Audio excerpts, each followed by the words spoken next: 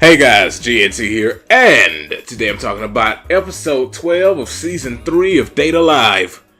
And as I had assumed last week, this was just a fun episode, which is, honestly, it was the best episode of the season. Oh goodness, it was freaking spectacular. I love this episode from the start to the end. Oh man. Anywho, so, before I even get into it, it was a 10 out of 10. You should definitely go watch it if you haven't watched it yet. It was great. And now we're getting to talking about the episode. First off, I want to talk about that horrible version of censorship that they had when Origami was talking about them being nude instead of being in swimsuits. Like, they had, you know how when you were in well, I don't know if everybody did this, but like when you were a kid and you were in school and they gave you construction paper, made you fold it and cut shapes into it, and then when you unfolded it, you had little holes all in it in different shapes. That's what it looked like when they did the whole thing of covering up their bodies. I was like, man, that was the weakest I've ever seen. Looked like just somebody took the sheet of construction paper they cut holes into and just set up there on the screen. They're like, this is what we're gonna do to not show any naughty bits. We're not gonna use any steam, no smoke, no light rays. Just this little construction paper cutout. Perfect. Perfect.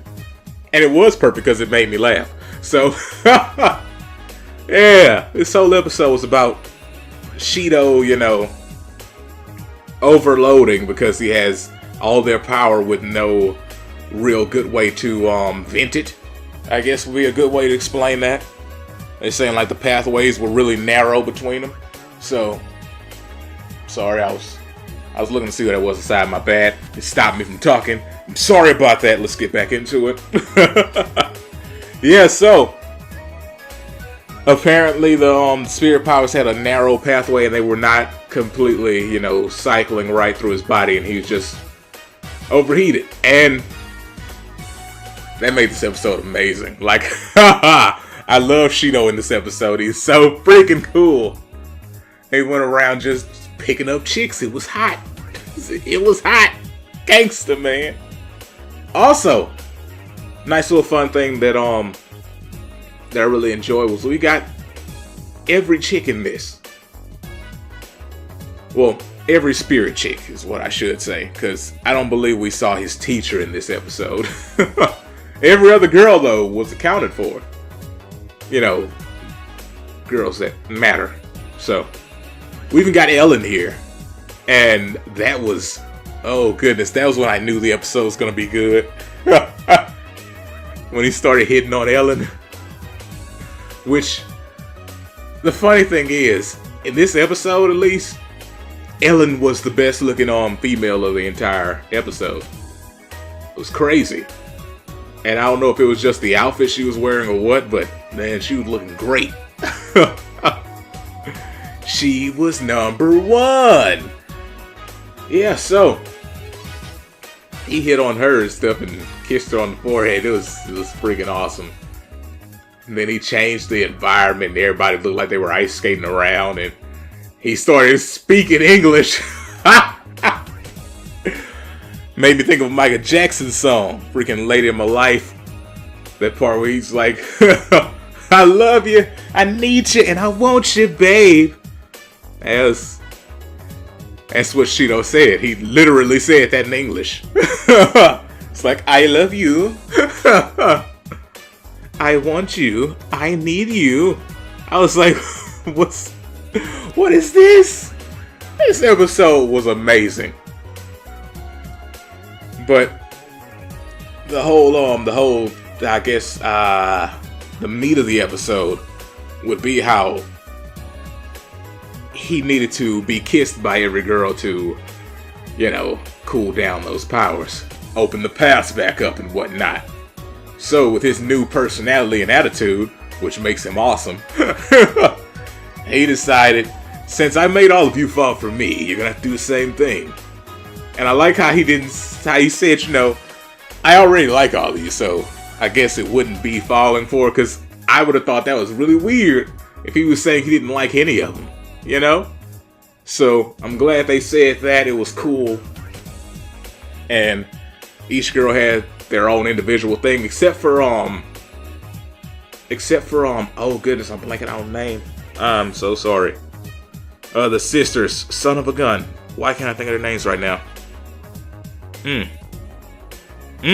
Oh, that's hurting me. And as soon as I'm done with this video, they're gonna pop right into my head. Just watch. That's what usually happens.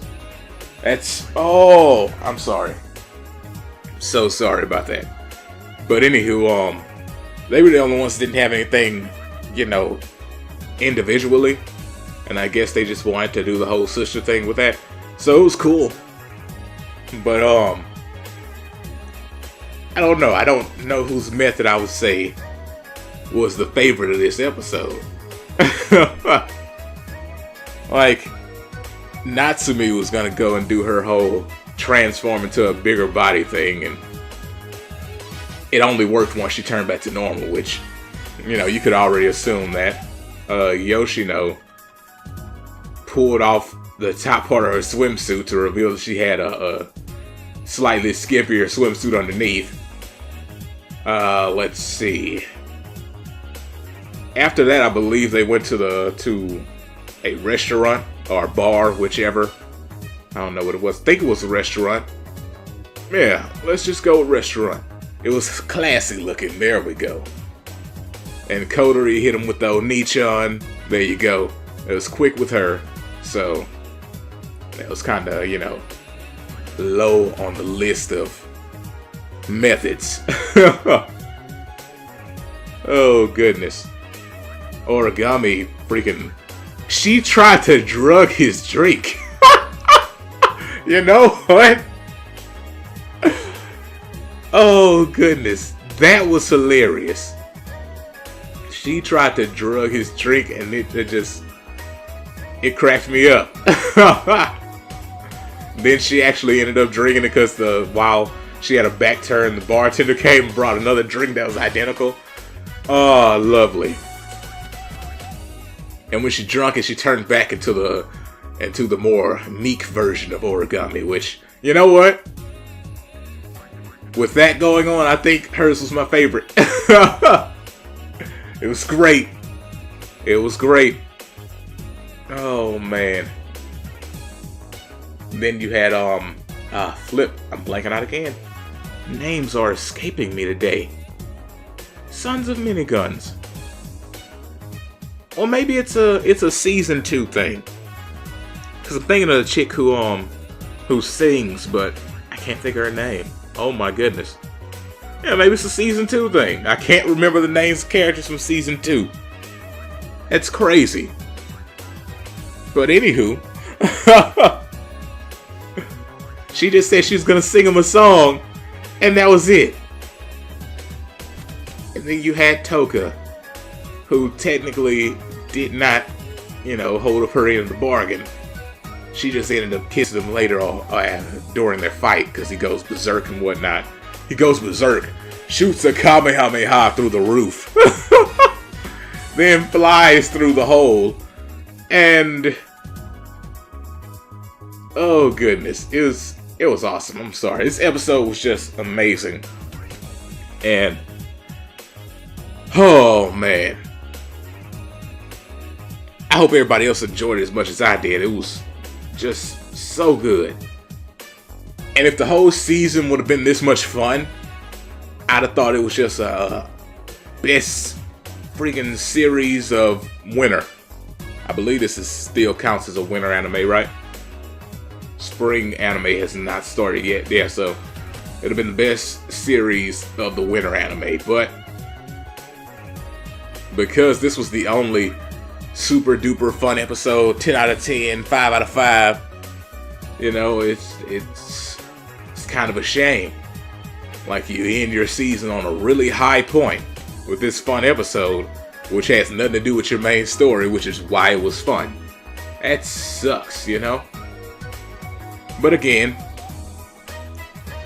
Probably sometime later this year or next year, I'll end up watching the whole thing again. And then I'll probably appreciate it more.